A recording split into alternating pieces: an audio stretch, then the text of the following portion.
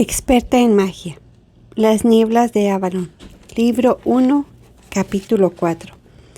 Ambrosius fue enterrado al amanecer, y Grain, escoltada por un Gorlois aún silente y enojado, seguía las ceremonias con un extraño desinterés. Durante 4 años había procurado comprometerse con la religión que Gorlois seguía. Ahora sabía que, aunque mostrase un cortés respeto a su religión para no ofenderlo y, de hecho, en esto seguía las primeras enseñanzas que había recibido y que decían que todos los dioses eran uno y que nadie debe nunca burlarse del nombre por el que otro reconoce a un dios, nunca intentaría ser tan piedosa como él. Una mujer debe seguir a los dioses de su marido, y ella pretendía hacerlo de manera correcta y decorosa, pero nunca volvería a esforzarse como hasta entonces. Vio a Uther durante las exequias.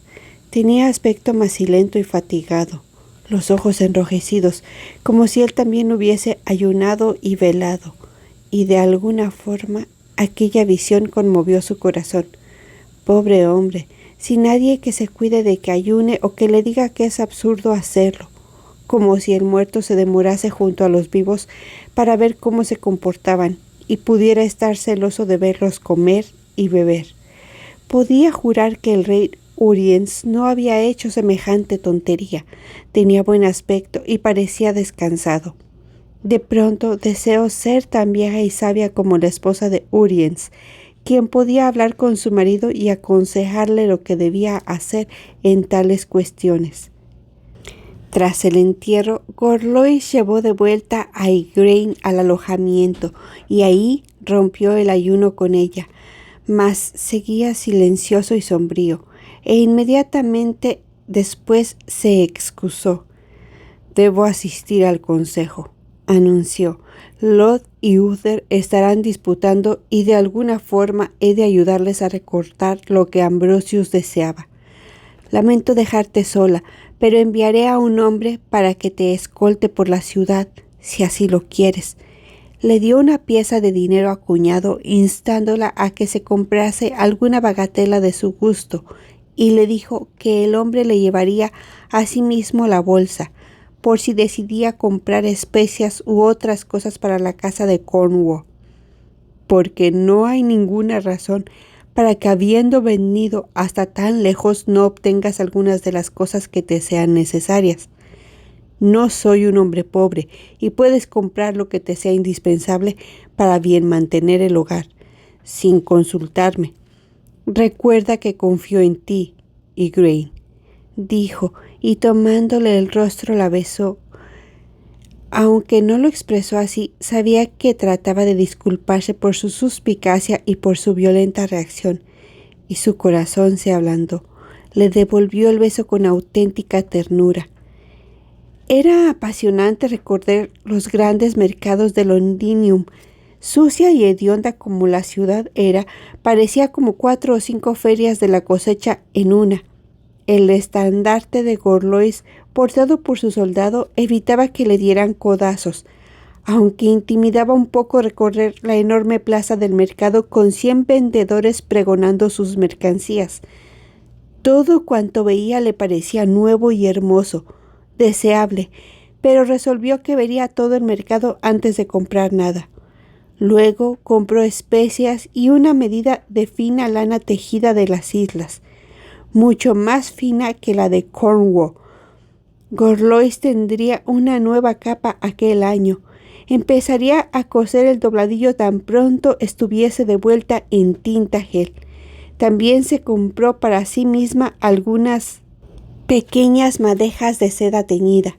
Sería agradable tejer tan brillantes colores, descansando y placentero para sus manos, tras la aspereza de la lana y el lino. Enseñaría a Morgause también. Sería estupendo el próximo año enseñar a Morgana a hilar. Si realmente le daba a Gorlois un hijo, para el próximo año se sentiría pesada y sin deseos de moverse, y podría sentarse a enseñar a hilar a su hija. 4 años eran ciertamente la edad apropiada para empezar a manejar el uso y enhebrar el hilo, aun cuando la hebra solo sirviese para coser fardos para el tinte. También compró algunas cintas de colores.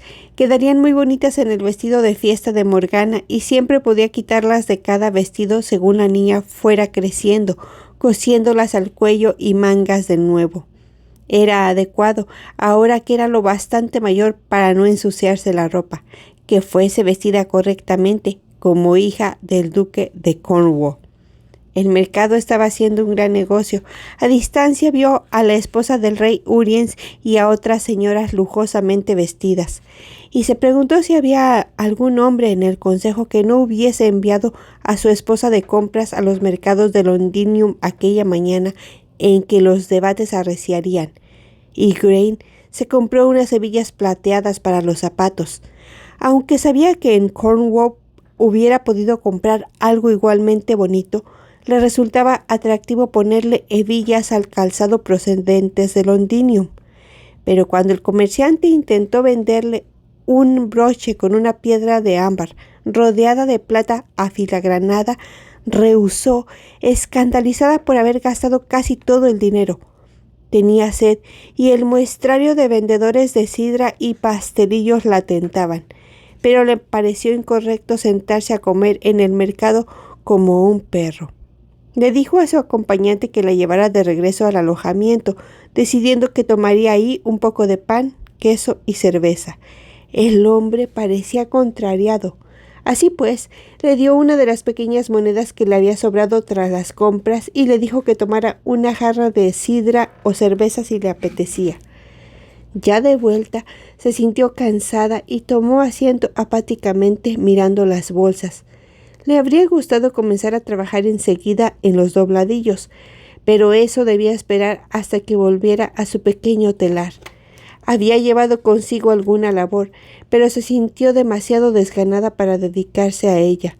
Así pues, permaneció mirando sus cosas hasta que Gorlois, con aspecto fatigado, entró. Intentó interesarse en cuanto ella había comprado, encomiando su austeridad, pero pudo comprender fácilmente que tenía la mente en otra parte. Aunque admirase las cintas para el vestido de Morgana y le comentase que había hecho bien al comprar las hebillas plateadas.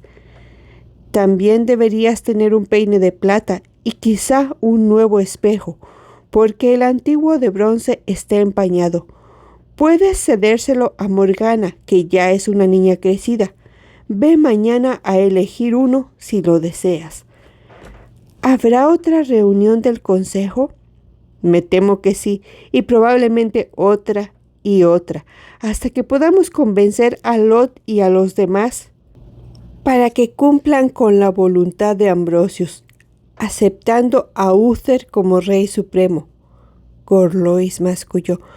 Son todos unos tercos asnos. Si Ambrosius hubiese dejado un hijo, todos le juraríamos lealtad como rey supremo, escogiendo a un duque de guerra por sus proezas en el campo de batalla. Sería indiscutiblemente Uther. Incluso Lot lo sabe, mas tiene la condenada ambición de ser rey supremo y solo considera que sería bueno para él llevar una corona y tomarnos juramento a todos.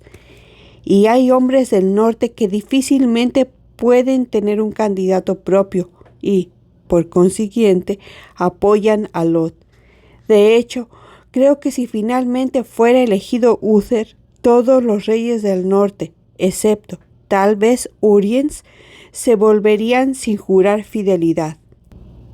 Pero, aunque fuera por mantener la lealtad de los reyes del norte, yo no prestaría juramento para ser un hombre de Lot. No me fiaría de él en ninguna circunstancia. Se encogió de hombros. Todo esto ha de resultar aburrido a los oídos de una mujer. Y Grain, ponme algo de pan y carne fría. Ten la bondad. No dormí nada en absoluto la pasada noche y estoy cansado como si llevase todo el día en campaña. Discutir es un trabajo agotador. Ella comenzó a decirle que lo encontraba interesante. Luego se encogió de hombros y lo dejó. No iba a humillarse solicitándole que le contase historias como si fuese una niña que pide un cuento para dormirse. Si debía descubrir lo que ocurría por los chismes de los vendedores del mercado, así lo haría. Él debía de estar cansado y no deseaba nada más que dormir. Yacía desvelada a su lado. Era muy tarde y se sorprendió pensando en Uther. ¿Cómo se sentiría sabiendo que era el elegido de Ambrosius para Rey Supremo? ¿Y qué tendría que imponer tal elección? Probablemente con la espada. Se revolvió impaciente, preguntándose si Merlín de veras le había hecho algún encantamiento para que no pudiera dejar de pensar en Uther. Al fin se deslizó en el sueño. Él hacía un extremo del velo, acercándola y encontrando con su boca la de ella. Había dulzura en tal beso, una dulzura que nunca había sentido en todo el tiempo pasado con Gorlois, y se encontró correspondiendo al beso, sintiendo que todo su cuerpo se disolvía en él. Se miró en sus ojos azules y pensó en sueños. Siempre he sido una niña. Nunca he sabido hasta este momento lo que significa ser mujer. Nunca he sabido lo que es amar, dijo. La atrajo más hacia él y la cubrió con su cuerpo. Y Grain, sintiendo una calidez y una dulzura que la sofocaban, nuevamente avanzó su boca hacia la de él y despertó llena de asombro, para descubrir que Gorlois la había rodeado con los brazos mientras dormía. La placidez del sueño continuaba en su cuerpo. Así pues, puso los brazos en torno al cuello de Gorlois, en adormecida obediencia. Pero de inmediato volvió a impacientarse, aguardando a que él le hiciera lo debido y volviera a caer en un sueño pesado y quejumbroso. Permaneció despierta hasta el alba, preguntándose qué le había sucedido. El consejo continuó durante toda aquella semana, y cada noche Gorlois volvía a casa demacrado e iracundo, hastiado de disputas. Una vez prorrumpió: «Nos sentamos aquí a discutir, mientras en las costas los sajones pueden estar preparándose para contender contra nosotros. Hasta los necios saben que nuestra seguridad depende de cómo las tropas aliadas mantengan las costas sajonas, y que no seguiremos a ningún otro hombre que a Uther. Tanta inquina tiene Lot contra Uther que preferiría seguir a un jefe pintarrajeado que adora al dios caballo». Hasta los placeres del mercado habían palidecido. Llovió durante toda la semana e Grain, que había comprado algunas agujas en su segunda visita, se sentó a remendar las prendas de Gorlois y las suyas, echando de menos su telar para hacer finos tejidos. Tomó algunas de las prendas que había comprado y comenzó a hacer toallas, pastillándolas y orlándolas con hebras de colores. A la segunda semana le llegó la menstruación, haciendo que se sintiera aciaga y traicionada. Gorlois, después de todo, no la había fecundado con el hijo que deseaba. Como no tenía aún 20 años, difícilmente podía ser ya estéril.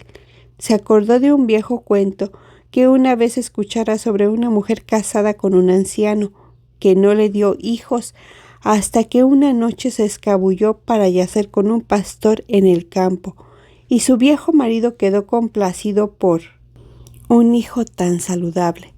Si era estéril, pensó Igraine con resentimiento, no podía ser más que culpa de Gorlois. Era viejo y su sangre estaba debilitada por años de guerra y campañas. Y luego recordó el sueño entre culpable y consternada. Merlín y Vivian le habían anunciado que concebiría un hijo para el Rey Supremo, uno que aliviaría la tierra de tantas disputas. El propio Gorlois dijo que si Ambrosius hubiera dejado descendiente, no existirían todas estas querellas. De ser Uther elegido Rey Supremo, le sería realmente necesario tener un hijo de inmediato. Yo soy joven y saludable. Si fuera su reina, le daría un descendiente. y cuando de nuevo llegó a este punto, rompió a llorar con repentina e inexorable desesperación. Estoy casada con un viejo y mi vida ha terminado a los 19 años. Igual me daría ser vieja sin que ya me importase vivir o morir, buena tan solo para sentarme ante el fuego pensando en la muerte. Se fue al lecho, diciéndole a Gorlois que estaba enferma. Un día de aquella semana, Merlín fue a sus aposentos mientras Gorlois estaba en el consejo. Sintió deseos de descargar la rabia y la frustración sobre él que había comenzado con todo aquello, porque ella estaba contenta y resignada con su suerte, hasta que él apareció para inquietarla. Pero era impensable hablarle en ese tono a Merlín de Bretaña, siendo su padre o no. Gorlois me ha dicho que estás enferma, Igraine. ¿Puedo hacer algo para ayudarte con mis artes curatorias? Le miró angustiada. Solo si pudieras rejuvenecerme. Me siento tan vieja, padre, tan vieja. Le acarició los brillantes bucles cobrizos diciendo: no veo canas en tu cabello, ni arrugas en tu rostro, hija mía. Pero mi vida ha concluido. Soy una mujer envejecida, la esposa de un anciano.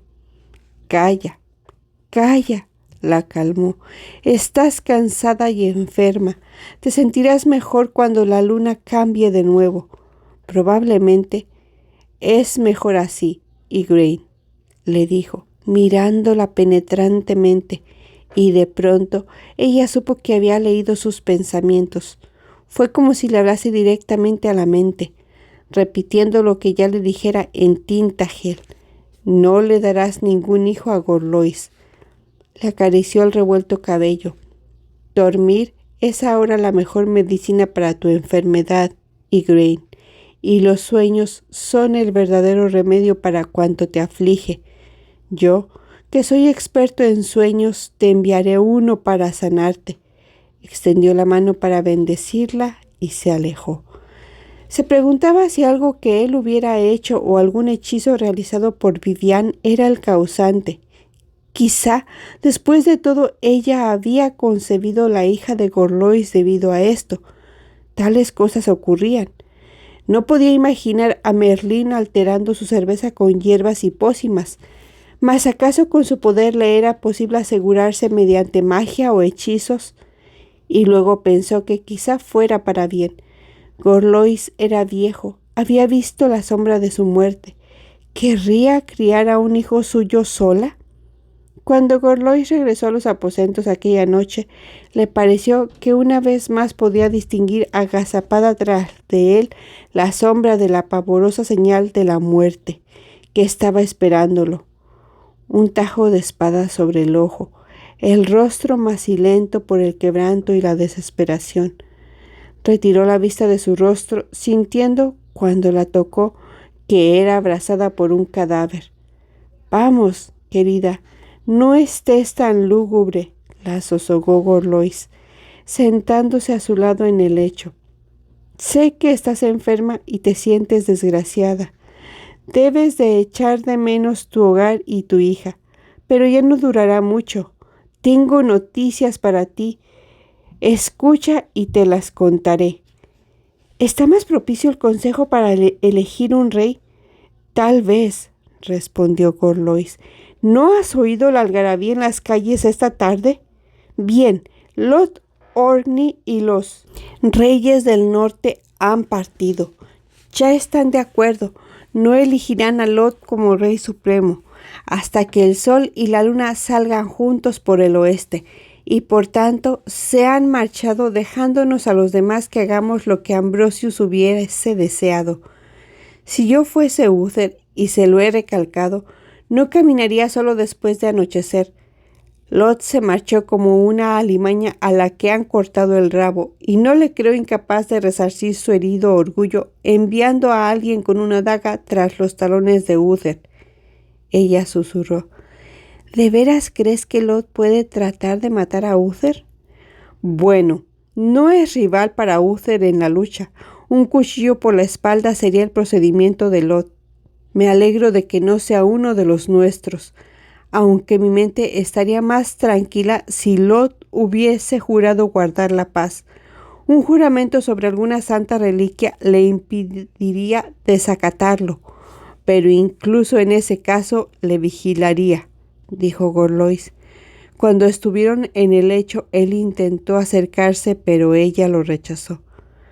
Tal vez otro día, dijo, y suspirando dio la vuelta y cayó instantáneamente dormido. No le iba a ser posible, pensó Igraine, seguir rechazándolo mucho tiempo. El horror volvía sobre ella ahora tras haber vuelto a ver la fatídica señal. Se dijo a sí misma que ocurriera lo que ocurriese, seguiría siendo una obediente esposa para el honorable hombre que tan bondadoso había sido con ella, y eso le llevó el recuerdo de la instancia en la que Vivian y Merlín habían frustrado toda su seguridad y paz. Sintió cómo las lágrimas brotaban desde muy dentro, pero procuró sofocar los sollozos porque no deseaba despertar a Gorlois. Merlín había dicho que le enviaría un sueño para remediar su miseria, y ciertamente todo había empezado como un sueño. No quería dormir por el temor de que otro sueño llegase a perturbar la poca paz que había encontrado, porque sabía que destrozaría su vida si lo aceptaba, convirtiendo en añicos la promesa, y aún no siendo cristiana, había escuchado bastante sus prédicas como para saber que esto era, según sus cánones, un pecado grave. Si Gorlois estuviese muerto. Igraine contuvo la respiración en un espasmo de dolor. Por vez primera se había permitido tal pensamiento. ¿Cómo podía desear la muerte de su marido al padre de su hija? ¿Cómo podía saber si, aunque Gorlois no se interpusiese entre ellos, Uther la amaría? ¿Cómo podía yacer con un hombre deseando a otro? Vivian habló como si esta clase de cosas ocurriese a menudo. ¿Es que sigo siendo una niña ingenua y no soy consciente de ello? No dormiré para no soñar. Si continuaba removiéndose, pensó Igraine, despertaría a Gorlois. Si lloraba, él querría saber el porqué y qué podía contarle. Silenciosamente, Igraine se deslizó fuera del lecho y, cubriéndose el cuerpo con la larga capa, fue a sentarse junto a los rescoldos del agonizante fuego. ¿Por qué?, se preguntó mirando fijamente las llamas. ¿Debe Merlín de Bretaña, sacerdote druida, consejero de reyes, mensajero de los dioses, entrometerse de este modo en la vida de una joven? ¿Y qué hacía un sacerdote druida como consejero real en una corte cristiana?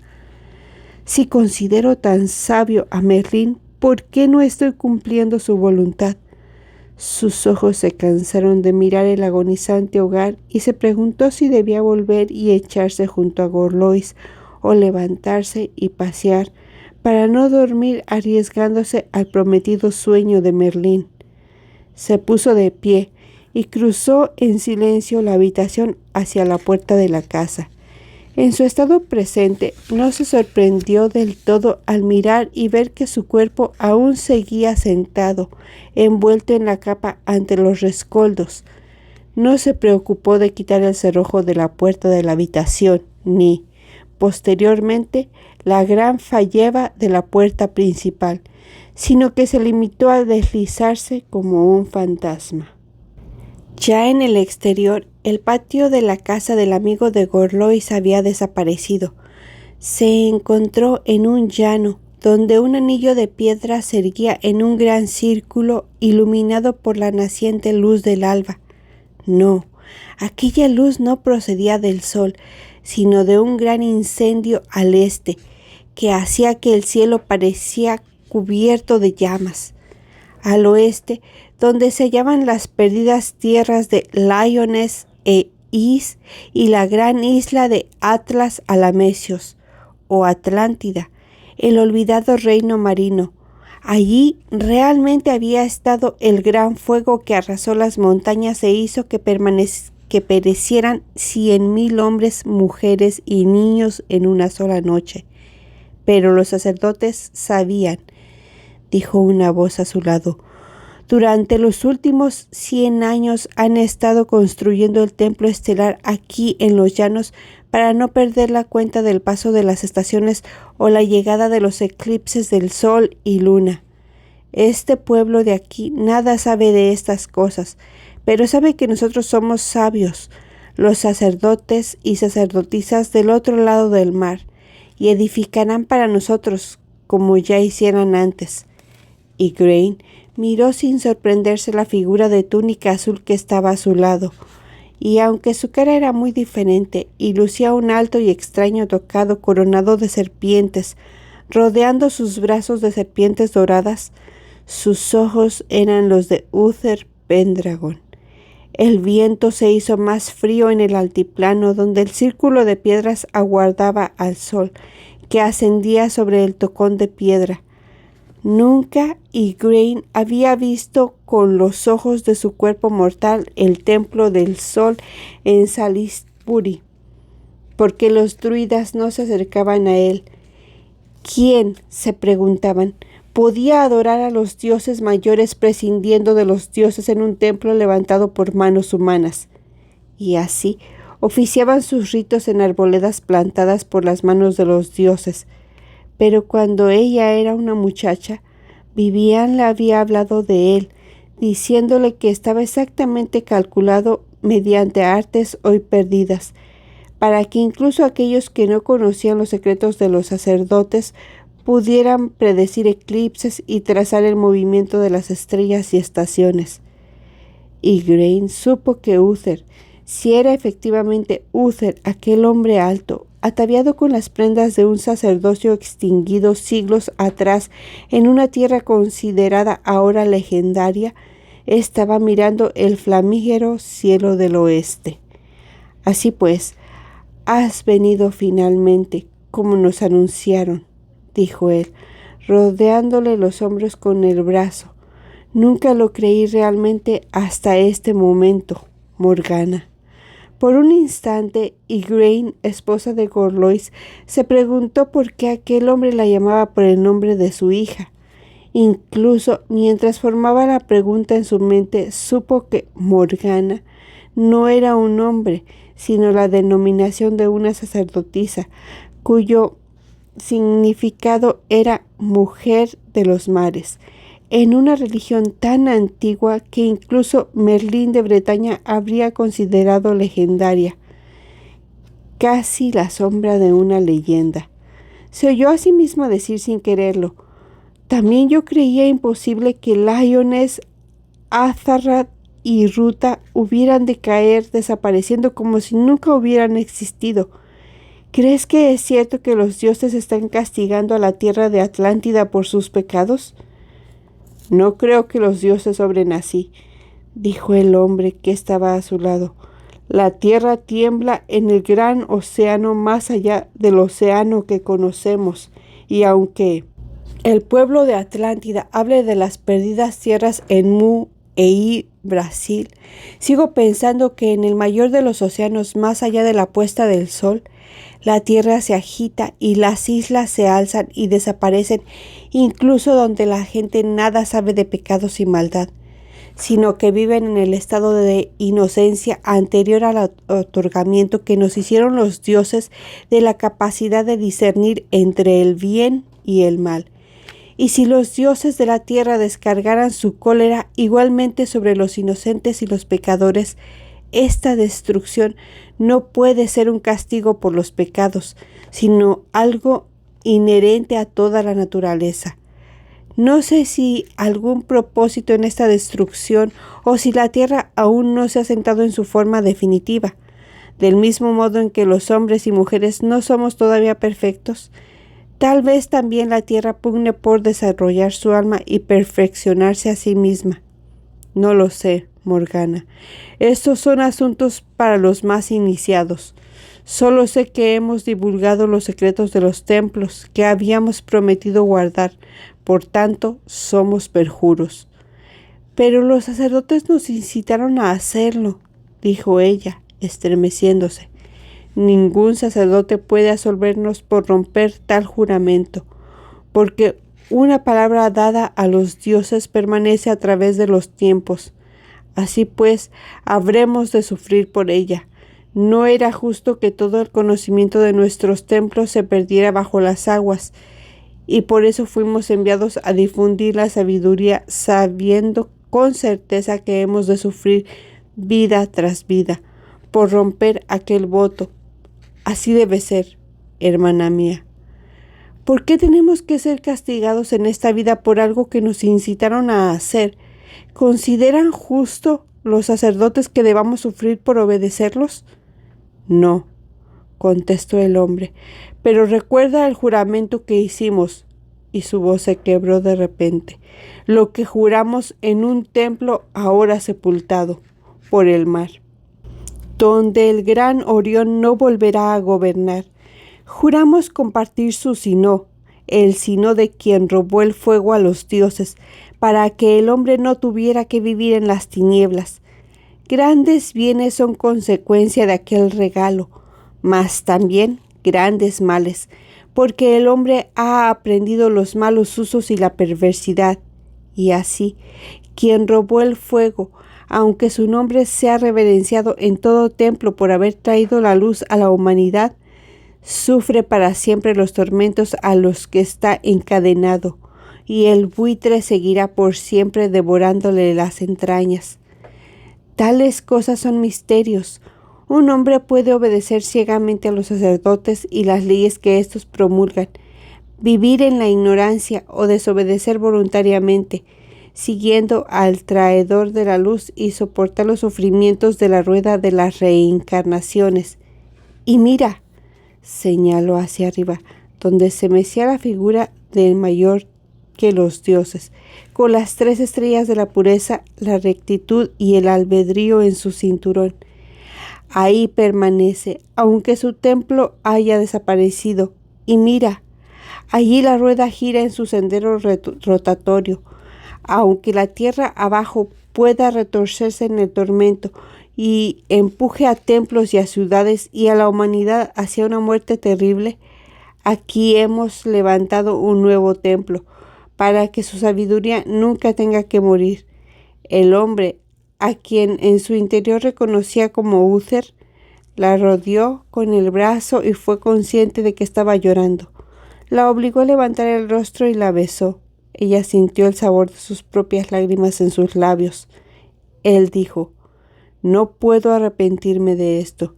Nos dicen en el templo que el verdadero gozo solo se encuentra estando libre de la rueda, que es muerte y renacimiento, que hemos de despreciar el gozo y el sufrimiento terrenales, anhelando solo la paz en presencia de lo eterno.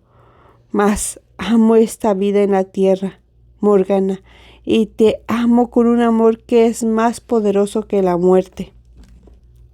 Y si el pecado es el precio de nuestra unión, vida tras vida, a través de generaciones, pecaré gozosamente y sin remordimientos, de forma que esto me lleve de vuelta a ti, amada mía». Nunca en toda su existencia había conocido Igraine un beso tan apasionado como aquel, y además parecía como si alguna esencia más allá del mero deseo los mantuviera unidos.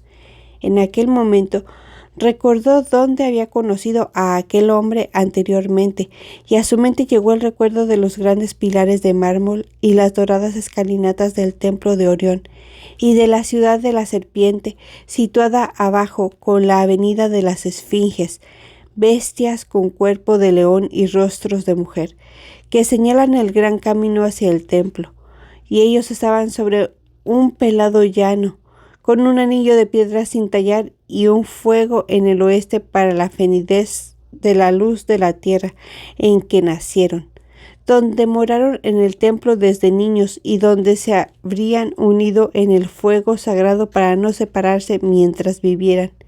Y ahora habían hecho aquello que los uniría también más allá de la muerte. «Amo estas tierras», dijo él de nuevo con apasionamiento.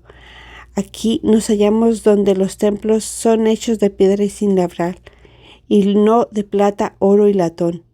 Pero yo amo esta tierra hasta el punto de que daría mi vida voluntariamente para preservarla. Esta fría tierra en la que el sol nunca brilla.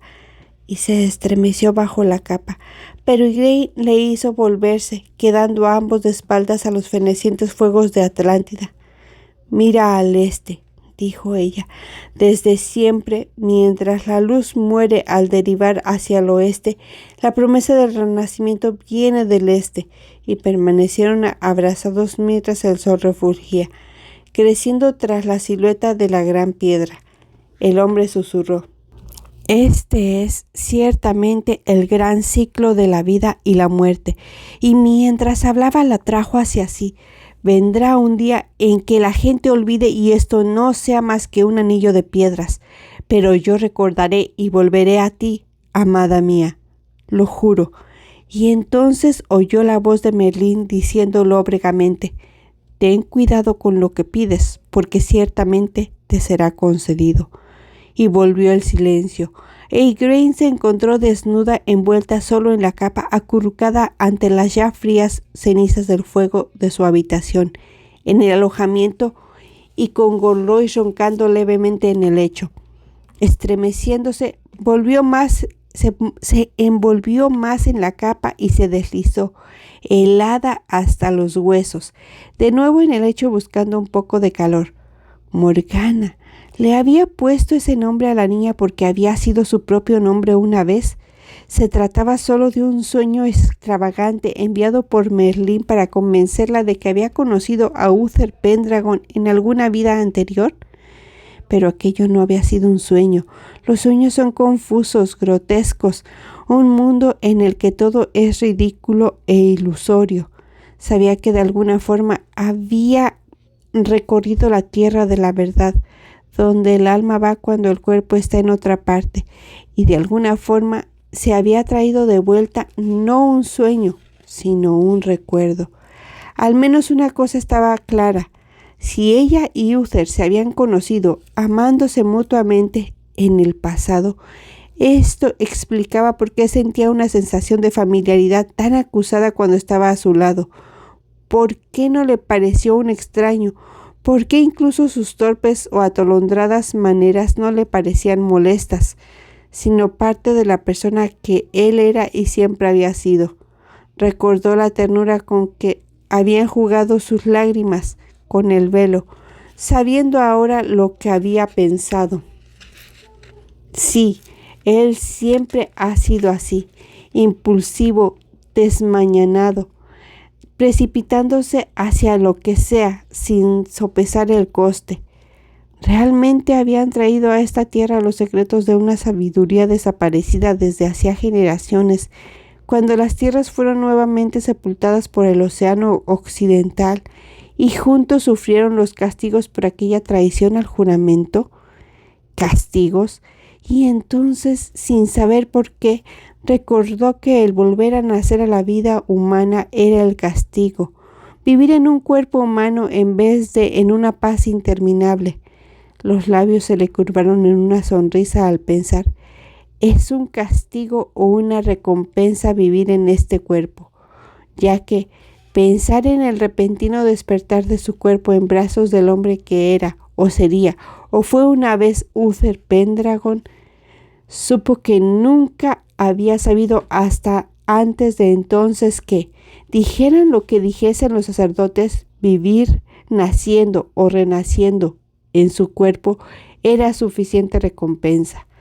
Se ovilló aún más en el lecho para yacer, ya sin sueño, mirando a la oscuridad con una sonrisa en los labios. Así pues, Viviane y Merlín sabían, quizá lo que para ella supondría conocer que estaba ligada a Uther por un lazo tan poderoso que hacía que su atadura con Gorlois algo meramente superficial y momentáneo. Haría lo que ellos deseaban, era parte de su destino. Ella y el hombre a quien reconocía como Uther se habían ligado muchas otras vidas atrás al destino de esta tierra, donde habían llegado cuando el viejo templo fue sepultado. Ahora, cuando los misterios volvían a estar una vez más en peligro, esta vez a causa de las hordas de bárbaros y salvajes del norte, retornaban juntos. Le era dado concebir a uno de los grandes héroes que, según decían, volvían a la vida cuando eran necesitados. El rey que fue y es y volverá para salvar a su pueblo. Incluso los cristianos tenían una versión de esta historia, diciendo que antes de nacer Jesús le llegaron a su madre advertencias y profecías de que daría a luz a un rey. Se sonrió en la oscuridad, agradeciéndole al Sino que la hiciera reunirse con el hombre al que había amado tantos siglos antes. Gorlois, ¿qué tenía que ver Gorlois con su Sino, excepto al haberla preparado para él? De otra forma, habría sido demasiado inexperta para comprender cómo le había ocurrido. En esta vida no soy una sacerdotisa. Sé que todavía soy una niña obediente para con mi destino, como todos los hombres y mujeres deben ser. Y para los sacerdotes y sacerdotisas no existe el vínculo del matrimonio.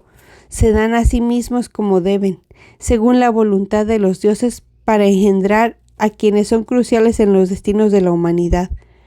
Pensó en la gran constelación llamada la Rueda. En el norte, los campesinos la llamaban el Carro o la Osa Mayor, dando lentamente vueltas y vueltas al norte de las estrellas.